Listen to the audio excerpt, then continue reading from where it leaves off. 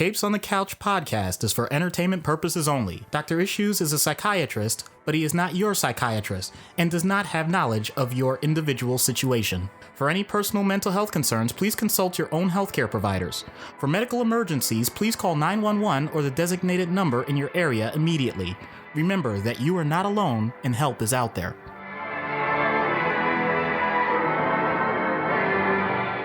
Hello and welcome to Capes on the Couch, where comics get counseling. I'm Anthony Sitko. And I'm Dr. Issues. This is issue number 96, Strangers in a Strange Land. But Anthony, I thought the next episode was meant the Health Avengers. Unfortunately, due to a couple of different circumstances, several of the Avengers had to reschedule, and Doc and I, having less than 12 hours to then prep an episode, said, well, we can't do Black Adam on this kind of short notice because character-specific episodes, we'd like to do a sufficient amount of research in. Obviously, writing the skit takes a long period of time. And we said, we can't really pull that off in like a 12-hour time span, especially given that I know Doc was working. So we decided to just bump up the theme episode of Strangers in a Strange Land. So this way, at least we give you some content. We didn't want to leave you hanging. We didn't want to give you nothing. So you'll take this and you'll like it. I'm kidding. But seriously, this is what we're giving you. So we hope you enjoy it. Yeah. We do sincerely hope you enjoyed this episode. Quick reminder to vote in the award show. You've got a couple weeks left. capesonthecouch.live/nominees. We appreciate those of you who have voted already. And we're going to be, posting like crazy on social media between now and the next couple of weeks when we get ready to announce the winners for episode 100, which we are still very, very excited about. So this is a theme episode, is picked by our present level patron, Matt. And he basically said that stories about characters that have been displaced in either time or space are innumerable. And these are characters that may get suddenly warped or transported to another place, characters that get shifted through time, characters that go into suspended animation and wake up decades or centuries or millennia later, and they are in an unfamiliar location.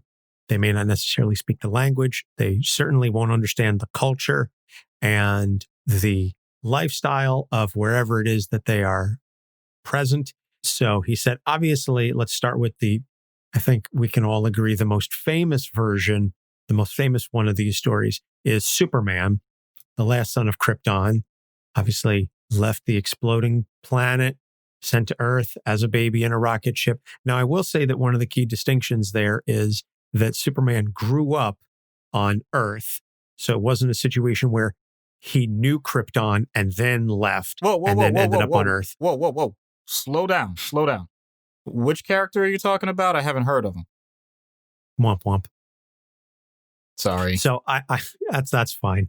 So I think that there is a key difference there with Superman. Now, obviously, so many stories have been written about the fact that he longs for the home that he never knew. He always searches out and feels a kinship with any of the rogue Kryptonians that he does manage to find, which pre-crisis, there were dozens of folks that managed to survive the destruction of Krypton. Post-crisis, they've kept a little better handle on those numbers. But still, it's a culture, it's his homeland, but he's never known that. And I know that we're certainly going to get into some of the real-world analogues later on. But that, I think, plays a major role in part of the development of his character. So I'll leave you to speak on Superman. Okay. So I'm sure you've never thought about Superman. I'm just totally throwing you under the bus here. But if you can cobble together some thoughts about this obscure character, please help us. Well, it depends on which version of the story you're talking about. Are you talking about the child that had the all-American background and therefore had the type of support and love that allowed him to explore his powers as they developed, and therefore it's just simply a coming-of-age story, which many, many people can relate to? Or are we talking about the one that pretty much later on discovers all of this stuff about things that he never even thought were a part of his background, his history, his previous culture that gave him all these amazing abilities and powers only because he was displaced in the first place. That's pretty rough. Just recognizing that everything is an artificial construct for you. You got to grow up, quote unquote, normally, but that pretty much was an illusion. So the good news is he's able to do this from a position of power. I mean, literally a position of power. He has superpowers. He has all the things that he would need to adapt and create his Fortress of Solitude, which literally was his own way of developing coping mechanisms for the idea that there's so many things he doesn't understand. He can do it at his own time and pace. So it's out of the public eye. He has supportive parents that allow him to explore this, even as an adult. So this is what I'm getting at with all of this is the things that lead Superman for many people, not me, but for many other people, to be considered at times a boring character because it seems like everything was handed to him on a silver platter. But I would counter that by saying he got everything that could potentially go right handed to him, and he didn't mess it up. Because there are plenty of people, plenty of characters that have a lot of positive things happen and they somehow manage to squander it. So I'm going to give him some credit there. And since we have so many characters, I'm not going to spend so much time just on him because this is something that I've always felt as a comic book fan, I've always had to defend. In other words, why do I, of all people, like Superman so much? And that's still true. He's one of my favorite characters overall. And I love reading Superman books. I love the storylines, mainly because I feel like sometimes you don't have to overthink it. If you are put in a situation where things were totally changed out of your control, but they were for the better, just ride it. Just go with it. Don't mess it up first. As a doctor, first thing, do no harm. So I appreciate that. I like keeping that part simple.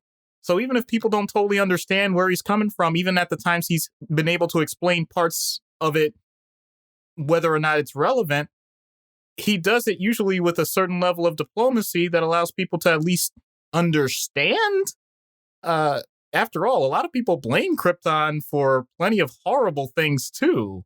And rightfully so, because there have been plenty of other beings or situations that were based on Kryptonian technology or Kryptonian characters or whatever that led to a lot of destruction. And him being the one, quote unquote, oh, this is gonna really get some flames here. One of the good ones, that can be a little, just a little bit irritating if it's done in the wrong context. And he still usually handles it with a lot of charm. So yes, if this sounds like a slobber fest for Superman, then so be it. I'll gladly be that guy. I understand the Superman hate, but it just kind of seems misplaced. Like, oh, he's boring because you can do everything and stuff. Yeah, there have been some dull stories, and he obviously can be incredibly overpowered and single-handedly save, everybody if the story is written poorly. But if you focus in and you hone in on the whole notion of he can't save everybody, but he wants to, and he feels that he needs to, and you focus on the human aspect, the I hate to say this, the Clark Kent side of him, you focus on those, that's such a compelling story. It's just, like I said, it's one of those things that just, again, it's in the hands of a capable writer. Yeah. But I think for a character like Superman, you're going to get the best writer among the best writers in the DC bullpen working on Superman because he's Superman. You don't want to give some third rate, like, oh yeah, you've never written comics before. Yeah, go ahead, go tackle Superman. Like, no. Superman is not a character that you want to get your feet wet on. Or maybe you do. I don't know. It certainly seems to be how they do it in the movie versions. Anyway, shots fired. Mm-hmm. The other, so moving on, Matt gave us like half a dozen or more examples, so we can just keep going. Yeah. Another very, very famous example and a character that is like literally near and dear to my heart. For those of you watching the live stream, I'm currently wearing a Captain America hoodie. And for those of you longtime listeners know, I have the Captain America shield tattooed on my shoulder blade. Cap is a character that, Cap and Moon Knight, they're my 1A and 1B, like on any given day, depending on how I'm feeling and how nice I am. If you ask me who my favorite character is, that's how you'll get your answer. Captain America, a man out of time, a story and a notion that has evolved and taken more prominence as the years have gone on, and was really focused on in the Ultimate Universe. Ultimate Cap was way more a man out of time, a product of the 40s than 616, where he's where 616 Cap, the version of him being a man out of time is, he's just nice and old fashioned and he likes to listen to old music and watch old movies. Ultimate Cap is a man of the 40s in that he's a little bigoted. He's, a little misogynistic. Yeah. He's got those edges to him where Ultimate Cap is basically your kind of racist grandpa or your racist uncle, like the drunk older family member that's a little embarrassing at family events. And that's sort of how he was written because, they want to make him edgy, whatever. Damn you, Mark Millar. But the man out of time aspect is something that I think was done very well in the movies and has really been focused on heavily in some of the newer comics, because obviously where he's frozen is a fixed point in time. Yeah. Where he wakes up gets longer and longer. So when he was initially woken up, it was 20 years, which is a long time, but 20 years now, in the first Avenger, for example, it's, almost 70 years. Right. That's literally an entire generation. Yeah. An entire lifetime practically. Yeah. Yeah. That can really mess with you. So the part that really gets me with that is, and I remember seeing this on Facebook once, Tony Stark calls him out on this and says, shouldn't you just be in total awe of this typewriter with a window of light? The idea that certain things in society have advanced beyond what a person's expectations are can be fascinating. So we could do this for ourselves. I don't know, even as a little kid, if I thought for sure that we would have the capability of me talking to my best friend through a computer screen with a microphone and having it broadcast live for literally anybody in the world to hear without even blinking. It's instant. And the quality of it is the equivalent of what used to cost thousands of dollars in just a few decades ago. You would be able to retire on the amount of money that our equipment would cost, in theory, to do this, if we even wanted to have the video scan to go with it. I'm just talking about the audio. So that's just the part that I think of, because that's the stuff I like to think about.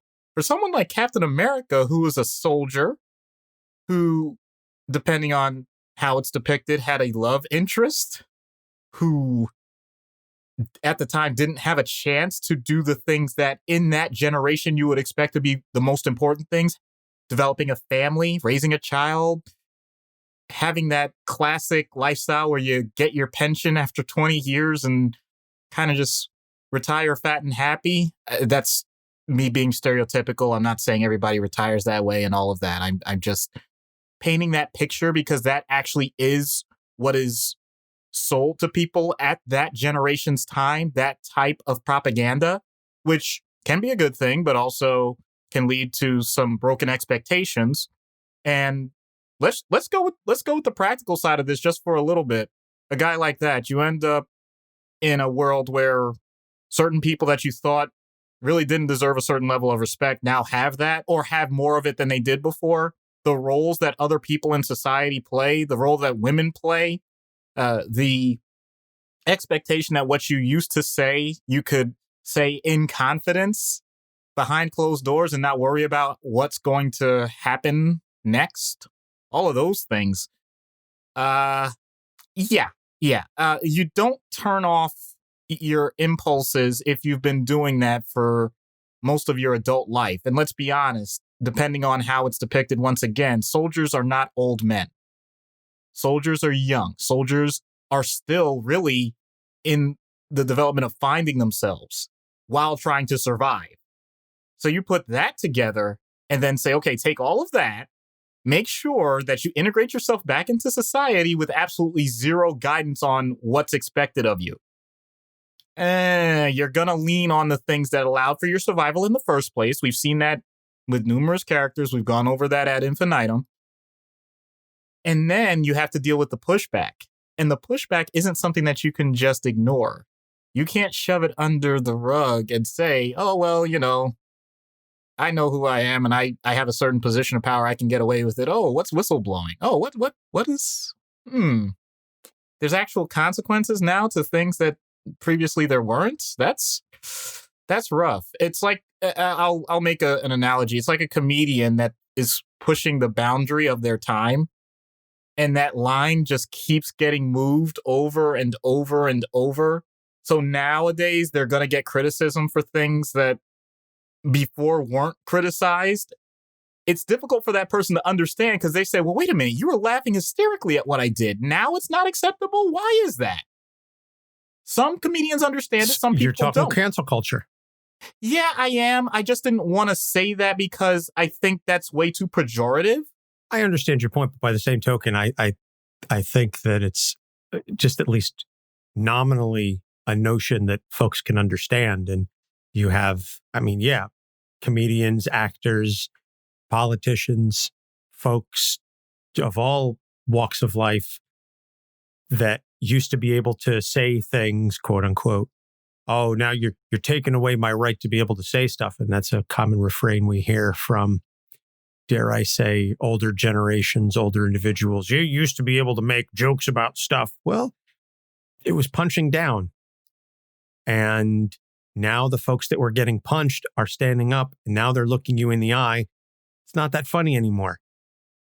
So I think from that standpoint, there's a sea change in how we view things. And yeah, but I think the emotional side to this, though, is the idea of how do you respond? Do you fight or do you acquiesce? And I think human nature dictates that when you are threatened and there's no place to run because it's not an actual threat you can run from, then you fight. So I don't blame a person in that sense if they feel like things are displaced or things are quote, not what they used to be, unquote, then you're gonna have an backlash. You're gonna be angry. And it's not just that you're angry about the situation, it's a personal insult. It is something that actually strikes most people to their very essence of who they are. Like, how dare you not accept me? So then it becomes this very ironic twist that often a society that is trying to learn to be accepting of others is less accepting of someone who was bigoted or misogynistic or whatever in the first place. It's just a fascinating twist that if we ignore it, then I think we start creating the seeds of significant distrust and significant rage enough that people like that can really do some damage to themselves and to others. And I've definitely seen that. Oh, I think we're seeing it in this country right now at this point in time. We're seeing the tolerance paradox is really what it comes down to. The fact that I am not going to tolerate intolerance and I'm not going to tolerate you being intolerant of other people. Like, we can have civil discussions and we can have debates on things of political natures. But if the political things you're trying to debate come down to human rights or certain things that are considered imperative to live and to survive and to thrive, folks are not going to tolerate that. And they're not going to say, oh, well, you want to put tax dollars towards this program instead of this one. Like, that's a reasonable debate. But if it comes down to, I don't think that this, group of minority individuals should have these certain civil rights, that's not something that can be really debated, at least civilly. Right. Same thing with the jokes, the humor. And that's the thing that what it comes down to me is, what are you trying to fight for? Are you trying to fight for the right to use hateful language? Are you trying to fight for the freedom to say, to call disadvantaged communities a disrespectful name? Like, what are you trying to fight for? And why do you want it? Why do you want to say these things so badly? Why do you want to do these things so badly? To me, that's the greater question. That's the deeper question, because I know the overwhelming majority of these people who are fighting for this stuff have never pondered that question. But if you sincerely ask them that, say, why do you want to say it? Is it just because you want the freedom to say it? Because freedom to act without regard for consequence is not growth. It is not maturity. That is, my 17-month-old child does that. He acts without regard for consequence because he's a toddler. He literally doesn't know any better. If you're an adult and you're still saying, well, I should be able to do what I want, consequences be damned, you're stick your ass in a diaper then, because you're acting like a child. From a developmental standpoint, that's just how I see it. So I know we've gotten completely off the original topic of displaced out of time. But I'll bring back the idea of impulsive emotional responses to extreme stimuli. And for Captain America, that's relevant because all the things that you just mentioned and the things that I brought up directly as well, I could picture the immediate response being, I literally fought so that millions of people didn't die. I literally fought people that thought that certain human beings shouldn't be in existence, and I never once had that thought in my head. So how dare you start to talk about nuance of those situations when I've actually put in a greater sacrifice than most people have that have ever been alive. So I'm just pointing out that there is an area that tends to get marginalized, ironically, if we allow for our own initial emotional responses to override someone else's. That's all I was getting at with that. So fair enough. That part, I think, is well done in comics in general, because without that side of it, you can't have relatable villains. The whole point of most well-done stories is not just that you're fighting an evil, you're fighting a justified evil, usually. You may not know what it is at the start, and you may not agree with it at the end, but most good stories will at some point kind of make you raise your eyebrow a little bit, go, just give that pause. So someone like Captain America, it's clear which side he's on. The main thing that people are saying is, can we just soften some of these edges a little bit? And his point is, well, this hard edge is what kicks ass. True enough. So let's move on. Another character that Matt had suggested after that incredibly heavy discussion, and we haven't even gotten into some of the real world analogues yet, y'all. Like, we've got some stuff that's gonna. The Mental Health Avengers was going to be a heavy episode, so we just decided to replace that one with a different, same heaviness, different topic. A character that I had never heard of before, Shining Knight, Sir Justin. He was a member of King Arthur's court.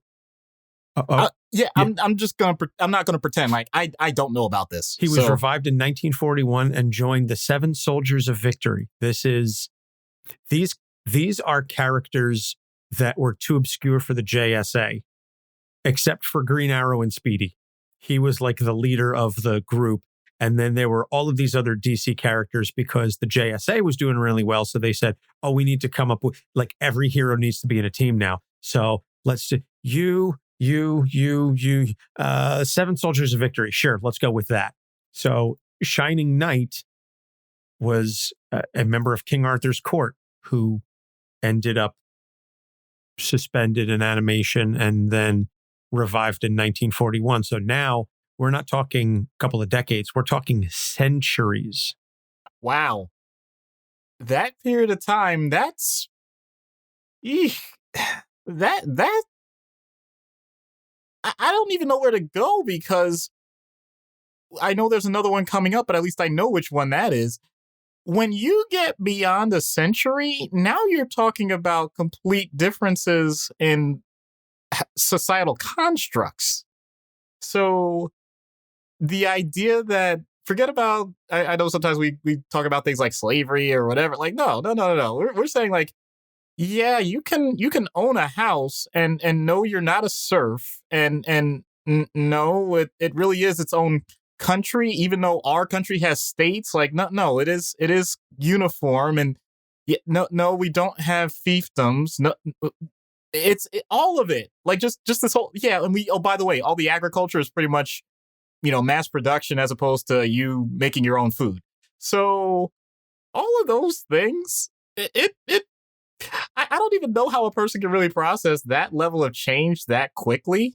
I just picture someone like that immediately getting detained or arrested because they're not following the basic laws, because those types of laws didn't exist. The only thing I could think of that would translate over very quickly besides violence is taxes. The idea, like, oh yeah, you still got to pay those. If you earn money, you got, you're going to be paying your share. Everything else may be just a completely different idea. Human interaction is still the same. Language. How do you break that barrier? Even if the person's speaking English, it's not the same thing.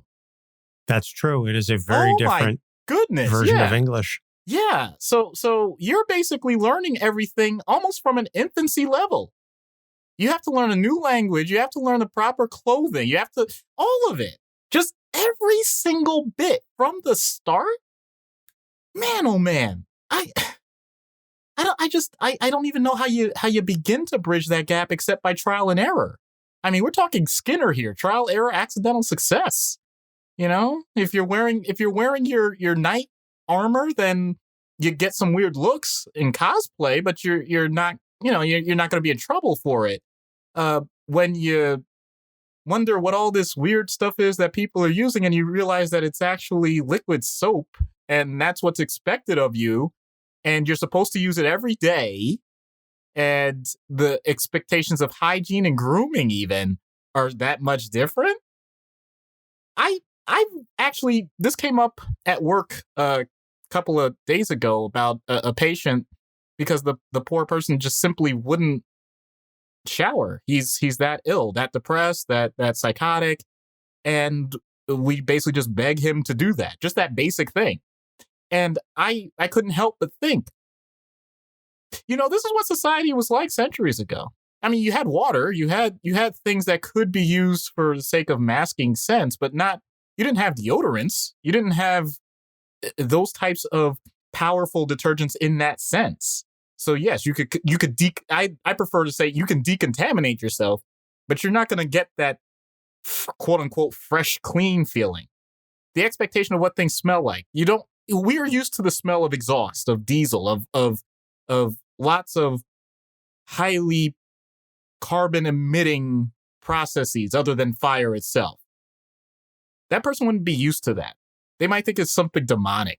That person is used to the smell of nature, of animals, of all of those things, which still exist in our world, but it's not the same. Even if you go back to horse-drawn carriages and compare that to what we experience now, you take a city dweller and bring them out to the country, and it's like, what does that smell? It's like, yeah, that's manure. That's what it's supposed to smell like. Like, all of these things, just the basic senses in every category can be completely thrown off. And I'm not so sure there's an easy fix to that. There's an easy way to overcome that except through just the brutal experience overall. So I could picture someone going through some really bad acute stress reactions from that. Yeah. Well, Matt says, if Shining Knight didn't have the rest of the 7 soldiers helping him acclimate to the 900 years he missed while he was frozen, well, he'd probably be Exodus, an absolute fanatic clinging to his centuries-old sensibilities because his identity would collapse without them. So that's a good segue into the next one. Exodus, born in 12th century Paris, sealed away in the tomb by Apocalypse, who we did an episode on. So there's the more villainous type side to the sort of time displacement. I know we've mostly been talking about heroes, but it happens to villains as well. Yep. And at least when you look at it from a villain standpoint, at least with heroes, we understand the idea of this is a society that I don't know. Either how do I make it better or how do I bring it back to something that I understand? From a villain standpoint, it's more not just how do I bring it back to something I understand, but how do I just go ahead and destroy it? And that is a much different way to look at things because you're potentially just looking on an island. I'm glad that Matt mentioned the idea that at least when you know that there are other people that are trying to help you understand, you can get the sense of human connection that you wouldn't otherwise. But if you're left alone, then it's up to that person to develop their own construct. And no offense to everyone out there, because I'm throwing myself in this as well. We as humans don't necessarily create fantastic individual constructs without some sort of reinforcement, or be it positive or negative. Without that, we go in some wild directions. If you've ever seen quote unquote feral people, it's very strange what our own brains can come up with when we don't have anything to bounce ideas. We don't have anyone to bounce ideas off of. So someone like Exodus is incredibly dangerous. They don't even necessarily need a filter for what they're thinking because they have already come to the conclusion that they're right and the world is wrong. Apocalypse comes to that conclusion as well, but I mean, and most villains do, but this is different because at least with them, you get the background as to why they would feel that way in the first place. When someone is this displaced, most people aren't even given the opportunity to try to understand. It's just simply, no, F you. just a much more, to take the psychodynamic side, a much more id-driven response, because there is no other response that's going to be acceptable. I really, I'll admit, I'm having trouble wrapping my head around this, which says a lot about me too. How would we feel? We're gonna have real world analogs, but from the time standpoint, I mean, true like time travel standpoint, I have no idea how I would process so many of these things. And I'm talking moving forward, not going backwards, because so many time stories deal with you go back in time with the knowledge that you have now. So it becomes a huge advantage because you can try and manipulate things with what you already know. I'm saying the opposite. Sporting events. Thanks, Biff. I'm saying the opposite. The idea that regardless of if it's forwards or backwards, you don't have that actual pre-existing information. You are the worst kind of blank slate. That, to me, is incredibly crippling. And for some, it would draw inaction, but for someone like Exodus, it's overaction, it's reaction, it's intense, direct, brutal action, whatever you want to call it. It's bad. Yeah. He's that's bad. So we're gonna completely flip it. Then we're gonna go from we're gonna go back to the heroes and talk about Martian Manhunter, because Matt says when the writers care to remember that he's there, shots fired by Matt. Many stories have been told about how detached, aloof, and distant he seems despite having been on Earth for centuries. The DCAU did a great character arc as it was coming to an end about how human connections are very difficult for him to understand. It's a foreign concept for a telepath to fathom deceit and hiding one's true feelings. And so he doesn't even bother trying. This, of course, does nothing for his ever-present loneliness. And so I think John is a great example of a character who just cannot understand at his core some of the cultural distinctions and things that we do here on Earth, irrespective of country. The notion of, again, lying and hiding oneself, which I find interesting given that John can, shapeshift. So I just find that interesting from a theoretical standpoint. But that has a lot of interesting source for a good story, if mined properly. There's a book I want to reference. The name is Consilience by Edward O. Wilson. And it literally means jumping together. So the idea is that you have knowledge, technology, basic understanding of how the universe works, all of those things.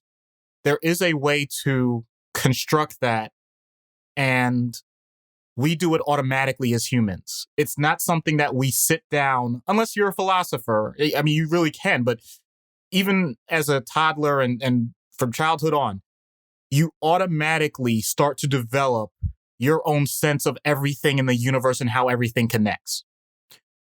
Someone like Martian Manhunter, more than likely as a sentient being, went through a similar experience. But it is a falsehood to say that a sentient being that is not human will automatically have the same process and the same conclusions that we do. We as a species are incredibly egotistical and self-centered. We have the idea that the way we see things is how everything else must function, only at a, quote, better or worse level. And that is really limiting in how we're going to be able, if we ever do, I don't know about this, and I'm sure people can have their own thoughts. If we ever encounter, quote unquote, smart life with aliens, whatever that means.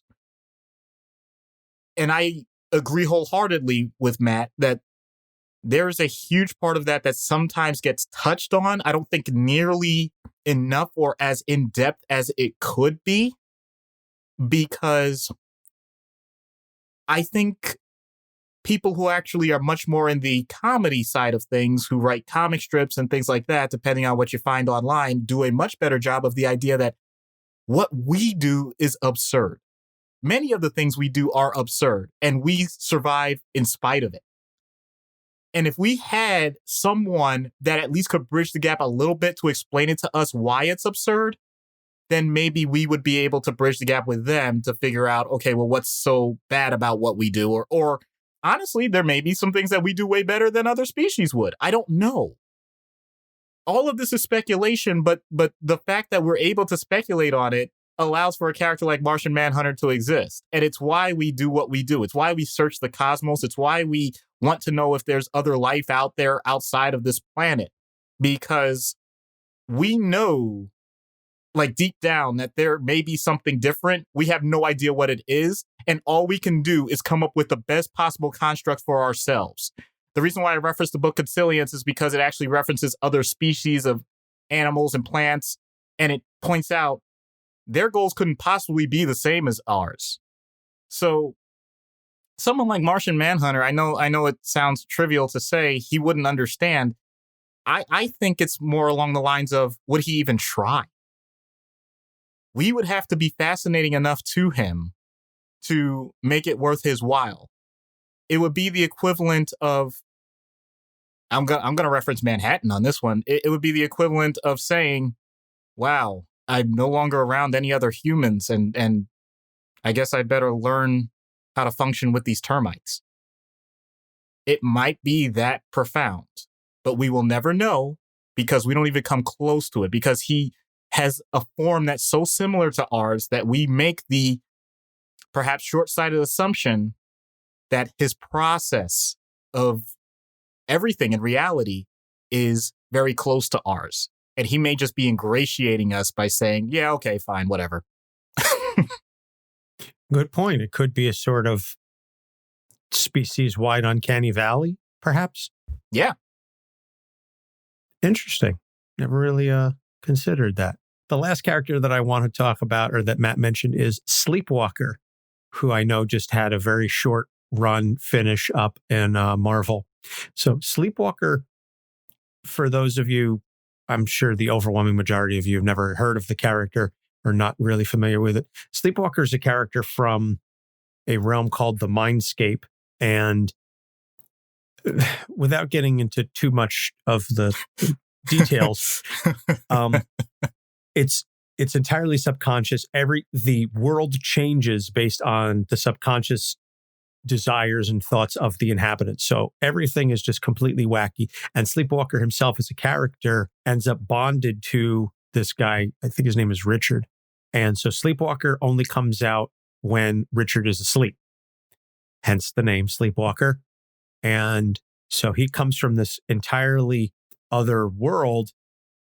And so to him, Earth is strange. So that was an interesting flip on the sort of displaced, because normally it's an Earthling goes to a foreign place and we can't understand their cultures and customs. Here it's this character who comes from a place that Matt describes as Lovecraftian, to give you a general idea of how messed up the Mindscape is.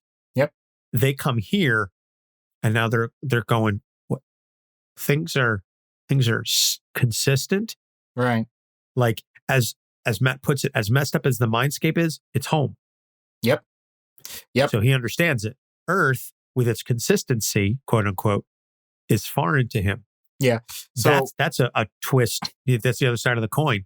Yeah. And since I already did my deep existential thoughts with Martian Manhunter, I originally was going to start saying stuff like that for Sleepwalker, but I don't want to hit that exact same note again. But the idea of the subconscious playing a role in how we deal with the conscious world, I think is very relevant to this.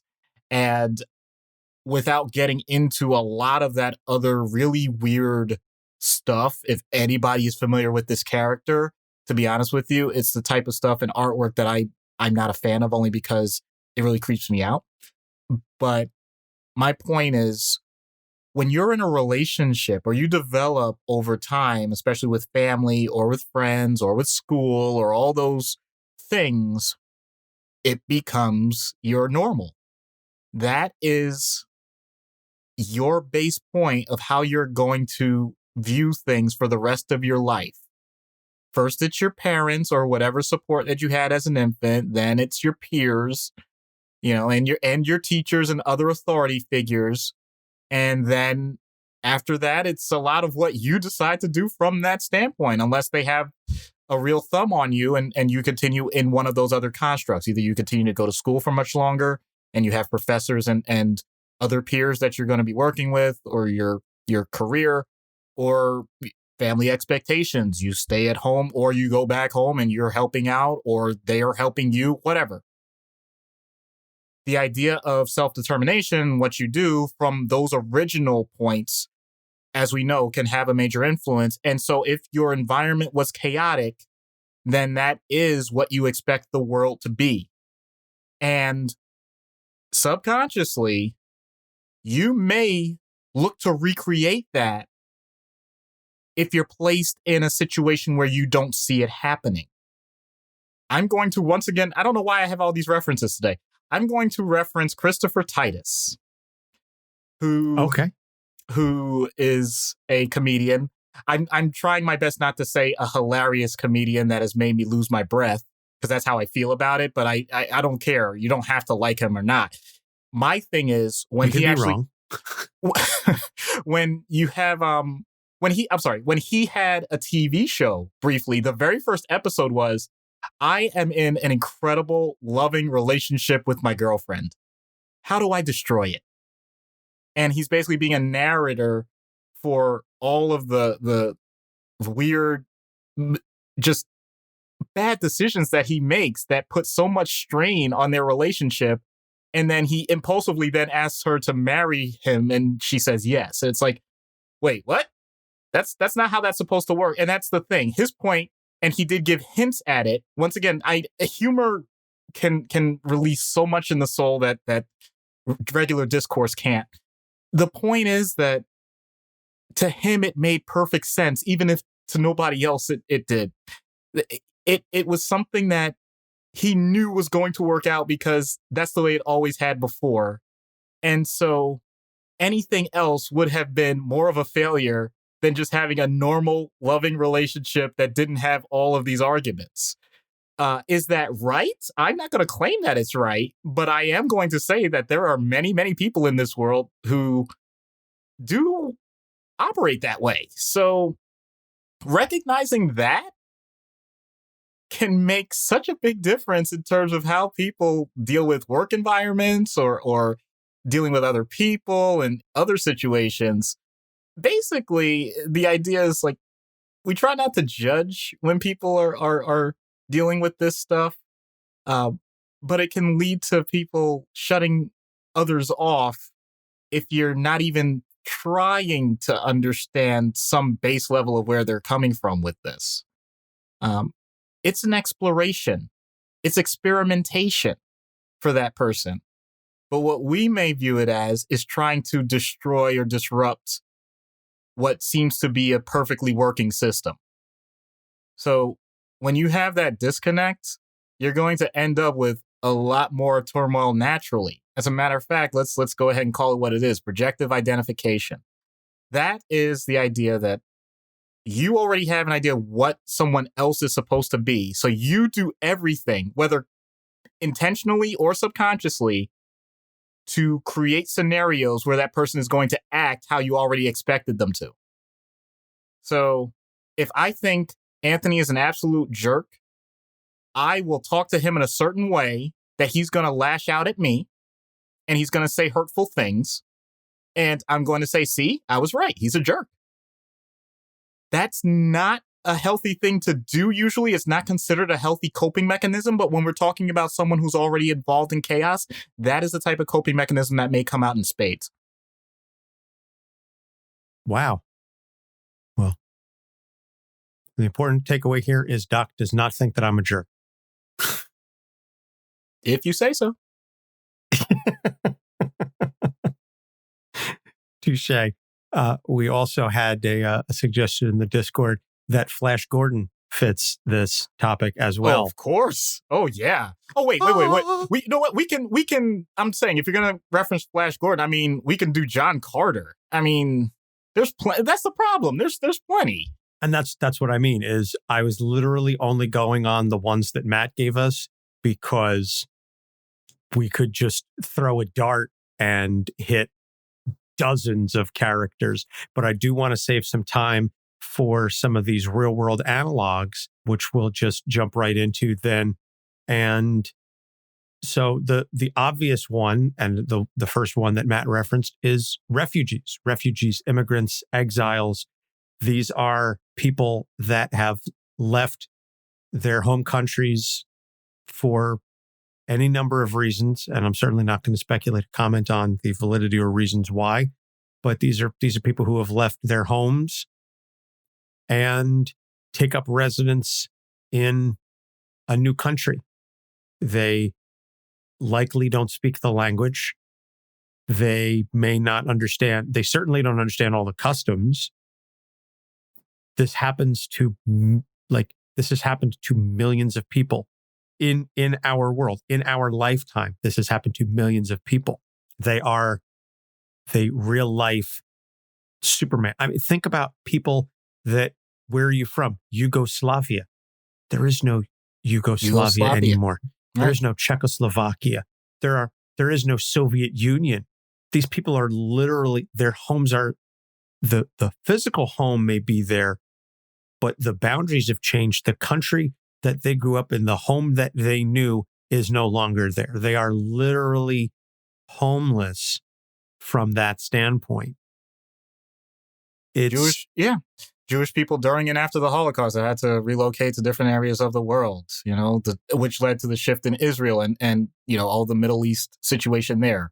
I mean, just literally just the history of the planet. Okay, let's just say that. The history of the planet. So the idea here, of course, is these are drastic changes for anyone to deal with. Adaptation, how much, it almost becomes a sliding scale. How much are you willing to give up of yourself in order to gain something from someone else? If you consider it to be a gain, do you intentionally learn the new language as quickly as possible? Do you hold on to the other one and rely on a different generation or people around you to translate? What do you do for your life's purpose? I hate saying it that way because when I say life's purpose, I'm referring to vocation, the idea that you're doing something that you consider to be worthwhile in the world. That takes a huge backseat to the idea of just surviving and getting a job, starting a business, doing all those things that allow you to simply have a roof over your head. Your basic needs come into question. That is not something that many people have been dealing with. Having said that, there is a huge population where it's the opposite, where literally this is the first time in a while that they've had a roof over their head because it's been taken away. So this is the type of thing where the whole point is this is a drastic change in what you know and what you're used to. And once that happens, is that adaptation going to be slow? Is it going to be fast? Is it going to be anxiety provoking? By the way, that last one, overwhelmingly yes. But what do you do with that tension? What do you do with that anxiety? Is it going to be a productive anxiety where you actually are trying to find ways to continue to survive or even thrive? Or is it going to be much more of an internalized, almost a somatization sometimes? Or forget somatization, the number of people that have developed illnesses because of change in environment or poor circumstances. All those things come into play as well. So and unfortunately, I wish I could say that this was uniform. Like, this is the refugee playbook. Like, this is what you do and this is how you process it. Like, there's no such thing. So that creates some tension in and of itself, because sometimes we cling to the idea, like, especially in obvious bias here as someone in the United States of America, the idea that, okay, but you can overcome that. You can do something with that, or you have an opportunity. And it's true, you do. But it's not universal. It's not uniform. And so such a wide standard deviation of response and results is something that's very difficult for people who have not gone through it to wrap their heads around. And not only that, the singularity of the experience. One refugee's experience is not automatically going to be the same as another refugee's experience. So even when people are talking about it, they may not even be united in what they want to say about it or how they want to change their situation. Some communities end up becoming, and I'm not saying this as a pejorative, I'm saying as an observation. When people reference Chinatown in a large urban area, most people know what that means, or Little Italy, or any of these things. The idea is you took a stance on a culture that you were allowed to ingratiate into a much larger overall society that has some benefit, both for the people that are experiencing it personally and the people that are witnessing it and having some interactions on the outside. It can be. We also have, I'm sorry, I'm not going to do it because I'm going to get you too choked up. You also have some situations that are just not that way. And it's more like you're treated almost less than human, or just flat out less than human. And just a wide range there. I wish I feel like I don't have the words to describe just how intense these types of situations are. But based on the reactions of a lot of people, one way or another, it's clear that it's one of those humanity crises that we never ignore. We may sweep under the rug. We may subconsciously say we don't want to talk about it, but we never ignore it because it's something that affects everyone around the world.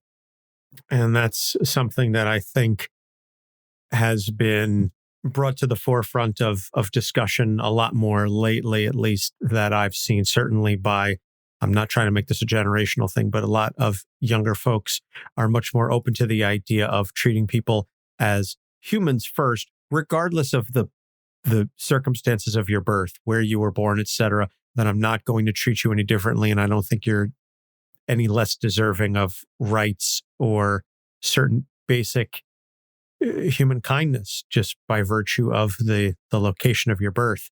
And so the idea of a global citizenry has taken hold much more as of late than in previous generations. So I don't know, what that means for the future, because there is an argument to be made. I'm thinking of the line from the first Avenger of Red Skull, of a future without flags.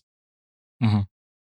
So there's that side to it as well, which can be less than ideal. Yeah, I don't know what to make of that. I won't go that far, but I think another part of this that is relevant is that there's an automatic grieving process.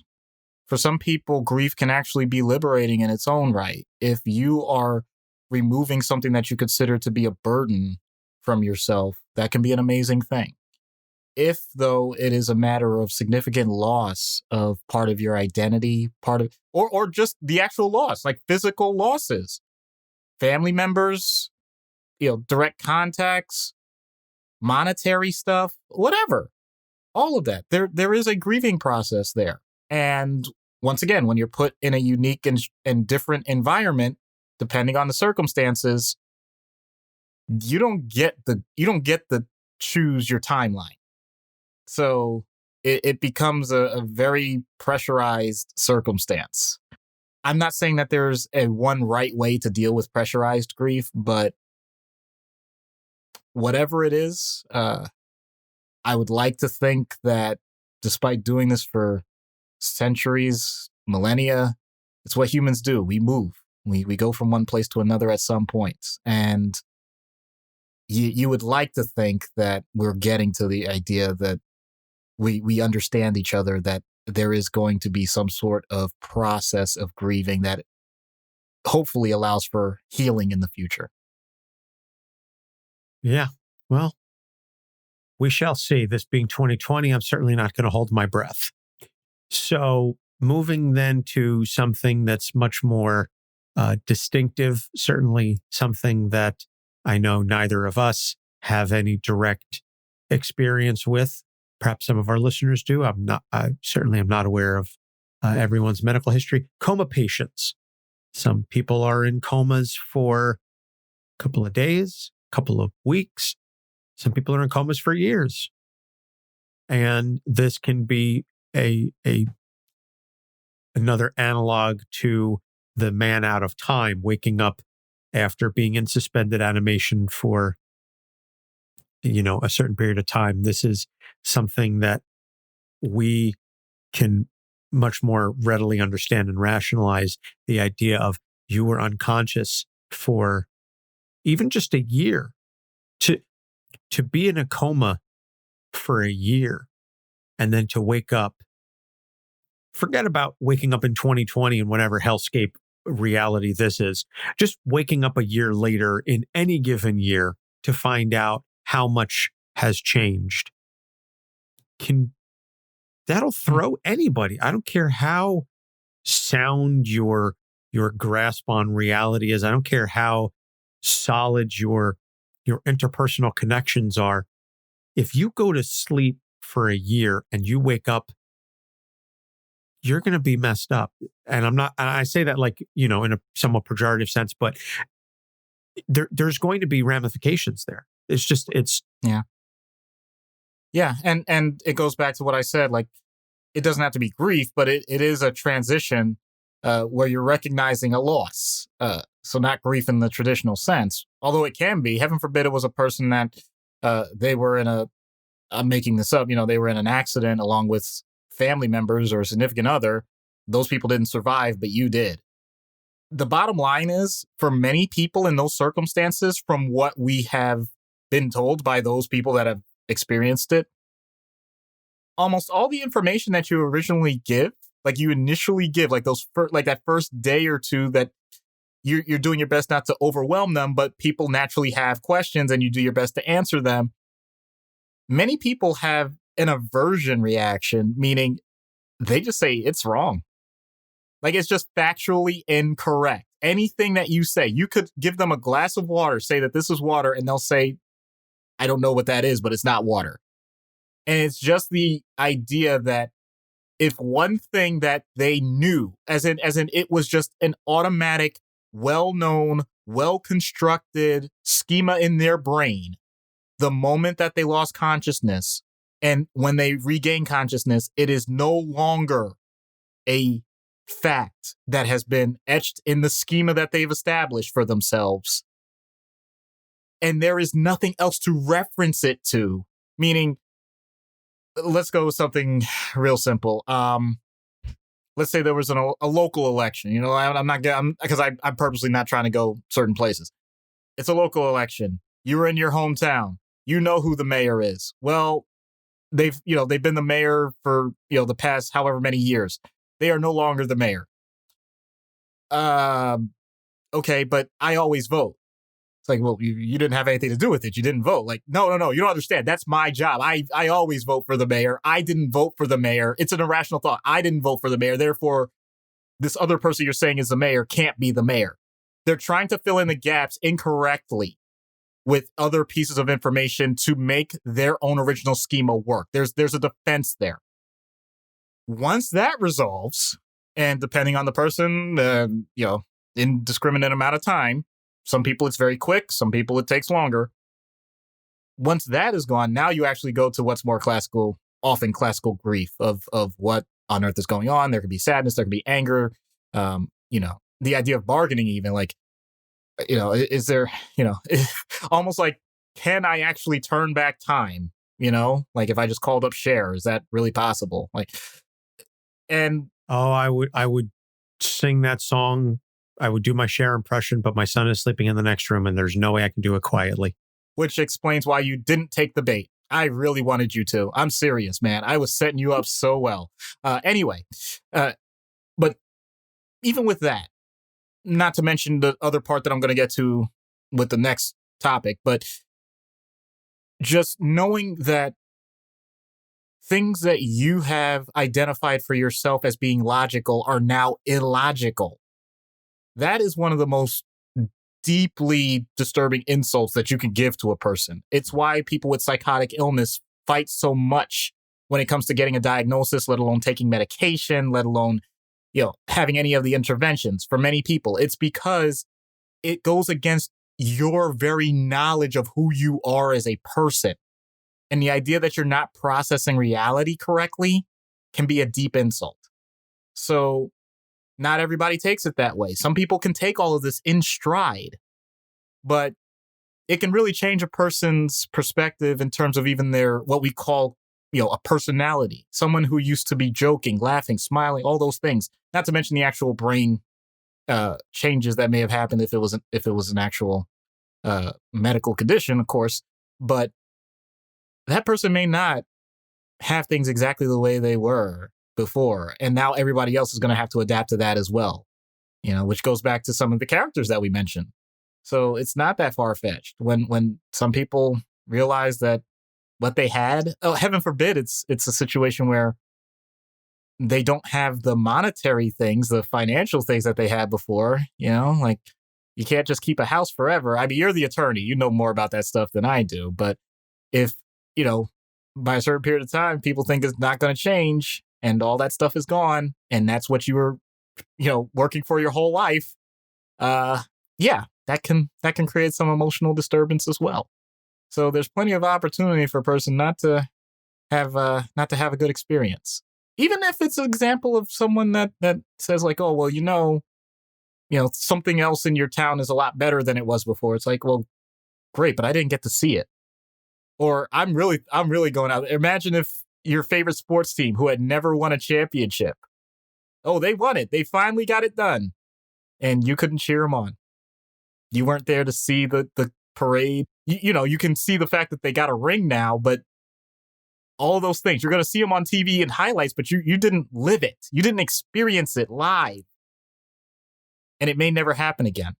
I think that was a plot point in Lost, that one of the characters was on the island when the Red Sox won their first World Series in 86 years. And he was like, yeah, That obviously you must be joking because they're the Red Sox. They would never win. Yeah. Total non sequitur. But actually, it is something relevant because there are some really heart-wrenching stories. The biggest one at this point was the Chicago Cubs. Anybody that knows that story with that team. The specific story I'm thinking of is a gentleman who used to listen on the radio with his dad to every Cubs game. And the night that they won, he was in the graveyard with radio in hand just so that his dad could hear it. But imagine if it were a situation, someone's in the hospital, they didn't get to hear it, and then, they wake up. So in theory, they have like some level of happiness or positive reaction, but they can't get what we consider to be the true adrenaline, visceral response to a positive event that they would have otherwise. They've been robbed of that. They've been cheated of that. And for many people, that can be pretty painful. The same thing, a family member's born. You have your first grandchild. So many different things. Yeah, I'm just giving. A side note, I think you came up with a really good idea for a future Capes in Court. Is, we did a world in which death is not permanent. What happens if you get displaced from time, place? What happens to your stuff then? Or something along those lines. We could get into the legal ramifications of that. The last thing that I want to talk about is something that has been, again, discussed a lot more frequently politically lately. And it is the notion of how we treat prisoners and detainees. If someone is serving a long jail sentence, a long prison sentence, they could be locked up for 20 years and now they're free. The world is completely changing on them. Now, they may have ties to the world. They may understand some of the things that are going on, but they've still spent decades potentially in a certain particular environment and now are put back out into an unfamiliar world. Right. And I know that I'm bringing that up also because I know that was one of the things that we were going to potentially discuss with them at the Health Avengers. That's why I added it. Let's be real. I added this at the end and I figured, you know what? Let's give them a taste of how this may go. So this is some of the stuff that we're going to talk about when we get together with the Avengers, hopefully in a couple of weeks. Okay. So there's an added layer to this because some people may be thinking like, oh, well, is that really that much different than a refugee? Or is that much different than, you wake up from a coma and the world is all new and all that? Well, there's one other real obvious point here. It's that society already deemed that you were not worthy to be a part of it for a certain period of time. In other words, you did something that warranted your removal from the rest of the world. And now, because you served your time or you're on parole or whatever, you are now back thrust into that environment, in theory. First of all, let's just go ahead and say what it is. There's a huge stigma. I know we talk about mental health stigma. Well, there is a huge legal stigma when it comes to anyone that has a criminal record. But above and beyond that, it's not just a stigma. There are actual limitations as to what people that were previously convicts can do. Heck, honestly, when it comes to background checks, even if it wasn't something that you went to jail for, your history can really have a huge impact on your employment, on your residence, on just about every part of your life. So it's not just the psychological things that we were talking about with all these other cases, be it the characters or the real world equivalents. It's that part of society actually is working, in theory, a little bit against you. That's an added layer that doesn't really come up that way. You don't have to think whether or not someone doesn't want you to have a job. You can know for a fact that this person doesn't want you to be employed with them, or won't rent to you, or do any of those other things that most people take for granted. So if that's the case, how do you navigate that? Well, thankfully, there is a part of the system that does work with that. But the rest of it is, as we've established with other situations, what do most people do when they have to develop a certain behavior to deal with a circumstance? They rely on their previous behavior. Depending on what that is, that can be a good thing or it can be a bad thing. If a person feels like they have much more support in a structured environment, 3 meals a day and a bed and a routine, a schedule, knowing that their basic needs are cared for on a regular basis. And now they're thrown into a world where none of those things are guaranteed. And as a matter of fact, may be blocked. They may make a conscious choice. That's what we call, quote unquote, being institutionalized. And it doesn't just have to be prison. It doesn't just have to be jail. It doesn't have to just be the holding cell in your local county. This is true for people that I see. This is true for people that are in hospitals, that I know for a fact the reason that they come back is because they're homeless and they don't know any other way to navigate the system. This can happen to just about anyone that feels like there is no alternative.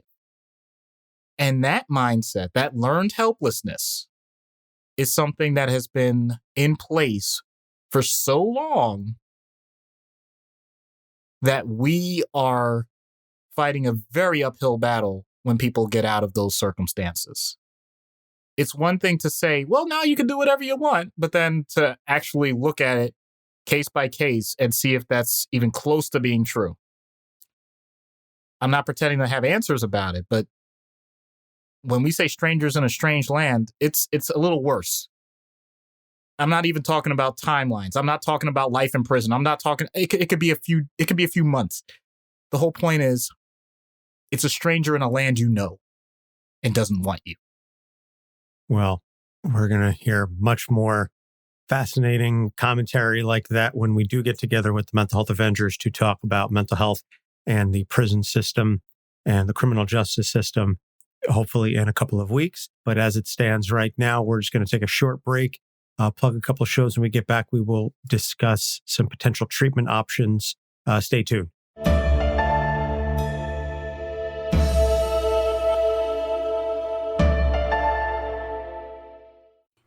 Everybody has a story, and not all of those stories are clear black and white issues, even when we think they are. We wonder, how did this happen? Or what is that like? Or what happens next? Are you sure you really want to know? This is Ignorance Was Bliss at IWB Podcast. Have you ever been reading through a stack of comics and thought, maybe I should see what this Arkham Asylum game is all about? Or been playing Marvel vs. Capcom and felt like you were at a real disadvantage since you didn't know who half the characters were? Well, Play Comics is the show for you. I'm Chris, and each episode we take a look at video games based on comic properties and how well they stick to that source material. So whether you know the comics and want to know how all these games work, or you know the games and want to find out where all this craziness came from, go check out Play Comics at playcomics.com or wherever you find your favorite podcasts.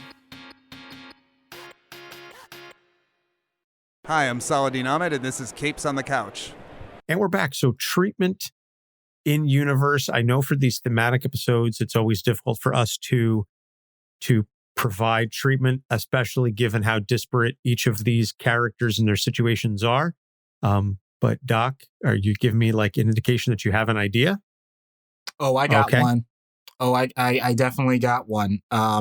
During the break, especially, I thought about this because so many of these situations, I want them to have someone as a therapist that can be as candid as possible, provide information at a moment's notice, and not have to worry about how other people around the client or patient, how they're going to react. So if you know the show Quantum Leap, I'm Al. I'm basically a hologram level person that is giving all the information, all the feedback I possibly can about what's going on, how to process it, some possible goals and all of that. But nobody else can interact with me. You know, I think that works for time. I think that works for dimension. I think that works for geographic location, all of it. It can be universally applied. It's, oh man, and to be honest with you, if we ever get to that point, like truly, I would jump at the opportunity to be in that role. Absolutely. That is a dream. That is something that I would love to do with people in situations like this. Well, okay, then. That is a fascinating concept that I did not see us utilizing, but wait. I just realized it's not fair for me to just drop a show like that's that old and then use a character that isn't even the main character. So Quantum Leap, the whole point is scientists is working on technology about traveling within, our own times and things like that. But the point is he's getting defunded. He tests out his own experiment, which we know is always a bad idea. And now he's living the lives of other people, usually in the past. And he doesn't have immediate awareness of where he is or who he is. And so he has to rely on the cues of everyone talking to him or doing all that. It comes across usually very more on the comedic side, but there are some drama moments. And Al is actually a person that knows him from his own time and generation, but he's only able to interact with him through a hologram format. So that's the whole point. So for anybody that's not familiar with that show, and it is a good show, please, please watch it. It's really cool. Andy says in this example, who's Ziggy? Man. All right. So out of universe then, and again, given the disparate nature of the various things that we've discussed, I mean, you're obviously going to treat refugees differently than you're going to treat coma patients, than you're going to treat prisoners and detainees. But Are there any common threads that you can draw through the treatment and the experiences that you can utilize in their treatment? Yeah, absolutely. The key word here is agency. The idea that the person still has the ability to control a situation that otherwise they consider to be uncontrollable. So, in other words, no, I'm not able to fix the situation that led to someone going to another country. No, I can't fix the time that a person lost while they were in a coma. And no, I am not an attorney. I'm not a judge. I can't fix a person's legal situation. Or if they're being released and now they're going through treatment, I can't take back what was done or whether it was fair or unfair, which is a whole other can of worms itself. But I can find what it is within that person's goal system and say, I can be your best advocate from an emotional standpoint. In other words, if your goal is to find a job, okay, I'm clearly not in HR for any departments but I would ask the person, what are some of the things that you would expect that you would need from an intellectual standpoint? In other words, do you feel like you need help communicating in a way that's different than what you're used to? So now what am I talking about? Am I talking about a person that they feel like their job skills are rusty in jail? Or am I talking about someone who feels like their command of the English language isn't as good as they would like it to be? And providing that reassurance and decreasing that anxiety by modeling that and mirroring that in the interaction I have with them as a psychiatrist. In other words, my responses can be incredibly powerful. Instead of saying to someone, what is that? I didn't understand you. It's, wow, you seem to pack a lot of power with your words. Can you say that slightly differently so I get an even deeper understanding? The way that you interact with people can be so crucial in these moments, because subconsciously, if I say, what? I don't get it. You're invalidating their change in experience. You're literally saying to them, by the way, I agree, you're not worthy of having these conversations because you don't have the skills. Little things like that I think my field don't do a good enough job in can be so important. So focusing much more on the base level of interpersonal therapy, of making sure that the interactions are as close to what a person needs to see and experience, so that their interaction with someone who's not a professional also improves, may be the best technique of all, compared to any other deep psychoanalysis or anything of the sort. I think sometimes we, and you've heard me say this, don't overthink it. If someone needs a translator, then let's use the doggone translator in the right way. I want to say, how are you doing? And look the person in the eye. I don't want to look down at my phone or look at the translator and say, oh, I want to ask them how they're feeling today. There's a huge difference in that. And that's actually something that I've received training in that I'm not sure all professionals do.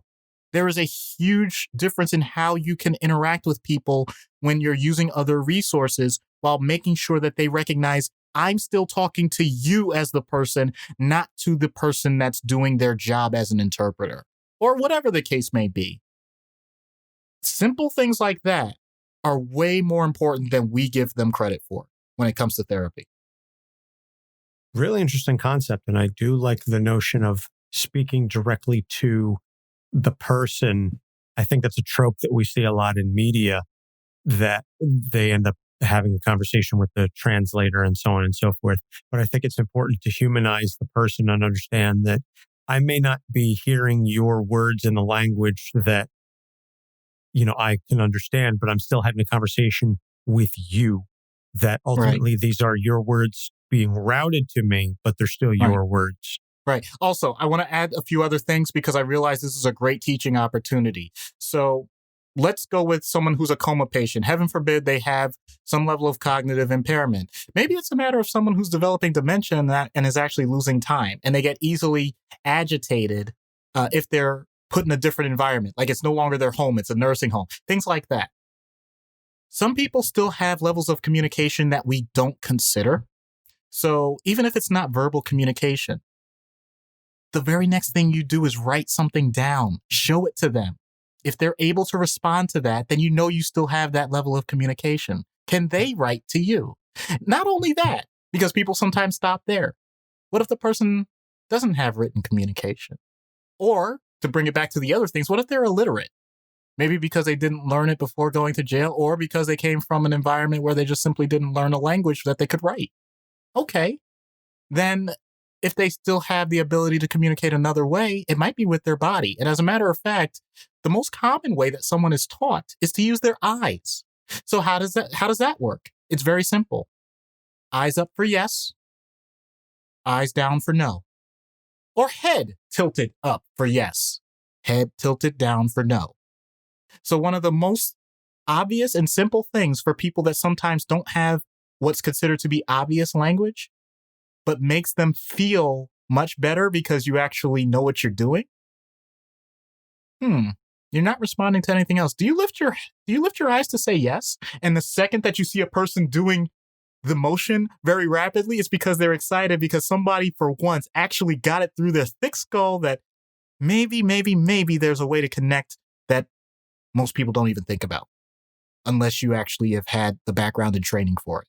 So these are things that you can research on your own. I cannot give lessons in this. I'm not 100% trained in this. I do not know sign language. I'm not pretending to be an expert in all this stuff. But I think we all get into this construct of if a person isn't able to just directly answer my question, then that means they can't communicate, and it's wrong. So there's a lot of stuff that people can do that we don't give them credit for. And let's be honest, the reason why it usually doesn't happen is because of lack of time and resources. So, man, oh man, well, I'm really enjoying this because I didn't think I would be able to get any of this in any episodes, and the fact that I'm able to shoehorn that in is really cool.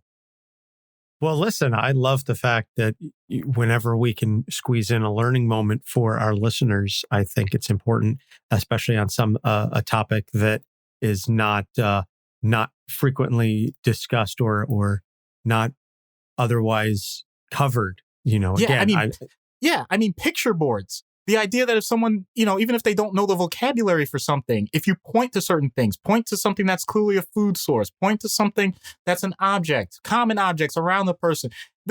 All of this is so basic that we never really think about unless we do this for a living. And yet we could make so many people's lives that much easier if we take that consideration. Well, that's what we're about here on the show, is making people's lives better and easier in whatever format we can do that.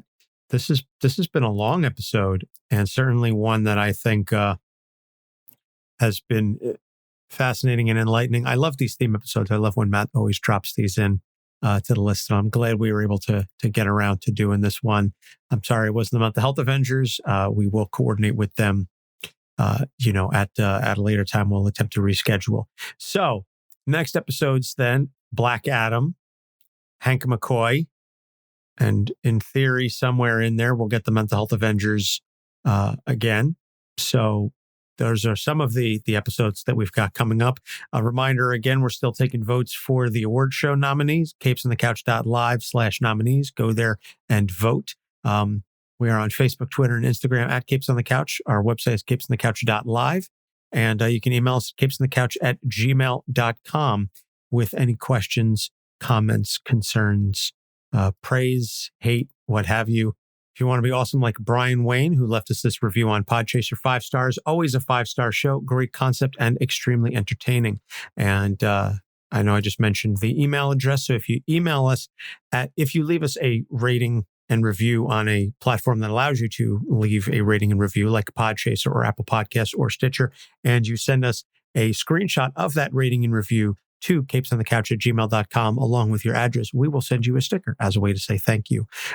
Reminder that we've got a Patreon, patreon.com/capesonthecouch. If we hit $100 a month in patrons, we will start doing monthly film commentaries like riff tracks, Mystery Science Theater 3000 type stuff. Only bad comic book movies. And goodness knows we've got plenty of those to choose from. Cough, cough, Fantastic Four. So. Which one? Yes. Yes. That is the correct response to that. Yes. So our next trade paperback review for our patrons is Fables Volume 1. So we will be getting that in probably next week for the patrons. We couldn't get it done this week because we were anticipating that we were going to be doing Mental Health Avengers, and then that sort of got taken away from us. But next week we will get in the Fables review for our patrons. So I think I've covered about everything. So Doc? You're out of time. You're out of place. Look at your face. That's the measure of a man. Wow. Rocky V. The only good thing to come out of that movie. Hey. So thank you, Doc, for bringing that. I'm going to listen to that song right now as soon as we get done. For Doc Issues, I'm Anthony Sitko. Thanks for listening. We'll see you next week. Capes on the Couch podcast is for entertainment purposes only. Dr. Issues is a psychiatrist, but he is not your psychiatrist and does not have knowledge of your individual situation. For any personal mental health concerns, please consult your own healthcare providers. For medical emergencies, please call 911 or the designated number in your area immediately. Remember that you are not alone and help is out there.